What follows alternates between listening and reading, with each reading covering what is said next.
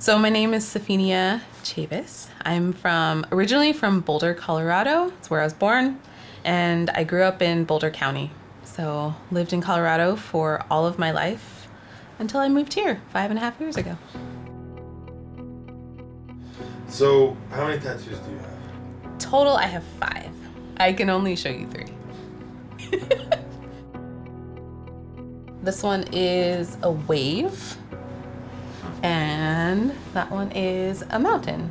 These tattoos are really cool because they are hand poked, and it was just kind of that moment when I realized that Hawaii really was home, and so I wanted to do a tattoo for Hawaii home and for Colorado home. The one on my foot is probably my favorite tattoo. It says Wanderlust, and then it has a bird. It kind of brings forth this image of a person kind of with their belongings on their back, and they're just getting ready to set out, willing to leave what's known to go seek something that's unknown. I've gone on lots of different adventures around the world, and it's never been very comfortable to set out, but I always want to be led by Holy Spirit, which is what the bird signifies as Holy Spirit. So it's like a good reminder to not be afraid.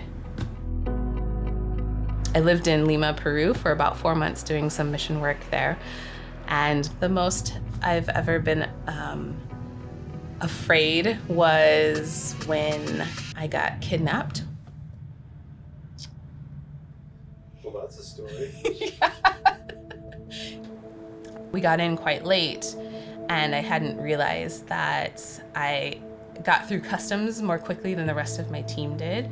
Made it to the outside of the airport area and just kind of hung out there for a few hours. And there were these 2 cab drivers that they spoke English, and they just kept being like, what are you gonna do? Like, you can't stay here forever. You know, your friends aren't coming, there's nobody here. And so at about like 3 a.m, I was like, I guess you're right.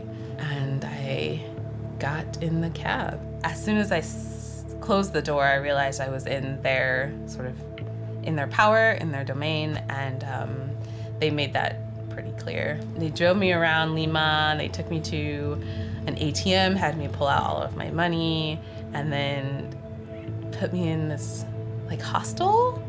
They took my passport, threw me in a room. So that was probably like a moment where I felt really scared. And then the Lord just really stepped in, and I slept like a baby. The next day, they kind of came in, brought me back my passport, and then dropped me off at this address that I had for the middle of the city, just like with my stuff. Just dropped me and said, bye, and then they took off. My experiences in Lima were mind-blowing well after my super adventurous first night. I worked with the street kids there in Lima, and it changed my life, it changed my world. What the struggle of my first night wasn't about the trauma of being like kidnapped or like anything like that. It was just this decision to move forward regardless of whatever had happened. I had a lot of guilt about things that I should have done differently, how that night would have turned out differently. Is it okay for me to make a mistake and then continue to move on? God is like truly with me and like truly on my side, and that the circumstances like don't matter. And so the tattoo, I think, helps remind me that like it's okay to like trust that process, and that really the Lord will he'll lead me. He's the one that matters, and he'll take care of it.